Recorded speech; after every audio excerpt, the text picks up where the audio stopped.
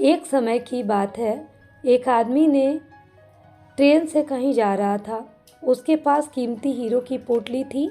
उस आदमी को 2 दिन और 2 रात ट्रेन में गुजारने थे, क्योंकि उतना उसको सफ़र करना था और उसे कहीं पहुंचना था।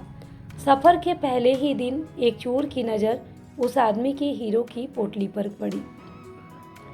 अब चोर ने दिमाग लगाया और एक बड़ा सा बैग लेकर उस आदमी के पास जाकर बैठ गया और उस आदमी से मीठी मीठी बातें करने लगा।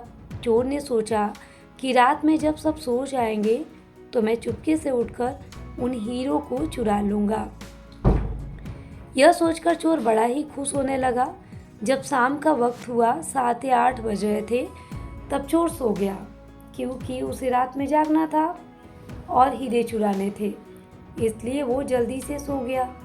जब उस आदमी को सोने का वक्त आया, उस आदमी ने चुपके से अपने हीरे की पोटली निकाली और उसके पास जो आदमी सोया था उसके बैग में डाल दी। और उस आदमी के पास कौन सोया हुआ था? वह चोर ही सोया हुआ था। यह सब करने के बाद वह आदमी आराम से सो गया।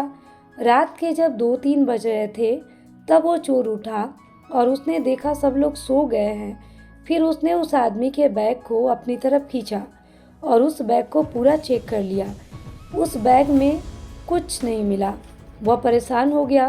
सारी रात उस आदमी के बैग को चेक करने के बाद जब उसे कुछ नहीं मिला, तब उसने देखा कि सुबह के 4 बज रहे थे। तब वह सो गया। उसके सोने के बाद वह आदमी उठा।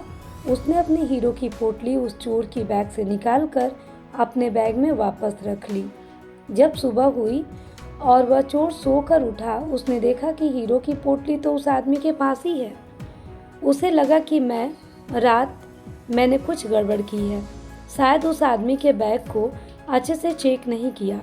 उसने फिर से प्लान बनाया कि इस रात बैग को अच्छे से चेक करना पड़ेगा।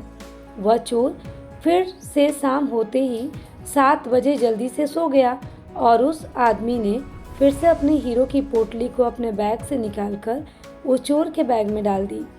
चोर रात में फिर से उठा, उस आदमी के बैग को खींचा, फिर से ढूंढने लगा, लेकिन हीरे नहीं मिले। वह परेशान होकर फिर से सो गया। वह आदमी सुबह के 5 बजे उठा, अपनी हीरो की पोटली चोर की बैग से निकालकर अपने बैग में वापस डाल दिया।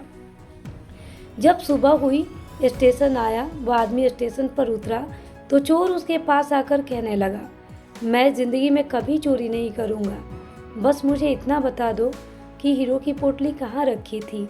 उस आदमी ने कहा, अरे मूर्ख, तू इतना सुख दूसरों की तरफ ढूंढ रहा था। अगर तू खुद के अंदर जाता तो तुझे सुख जरूर मिलता। अगर तू खुद अपने गिरेबान में झांकता तो तुझे पता चलता कि तू चोर नहीं मालिक था। वो हीरो की पोटली तो तेरे ही पास थी। दोस्तों, इस कहानी से हमें बहुत कुछ सीखने को मिलता है। हमेशा अपना सुख दूसरों की तरफ ढूंढते रहते हैं और बहुत से लोग हमारी ज़िंदगी में आते हैं। कोई हमें सुख देता है तो कोई हमें दुख देता है। बहुत से लोग ऐसे होते हैं जो अपनी खुशी दूसरों पर निर्भर कर देते हैं।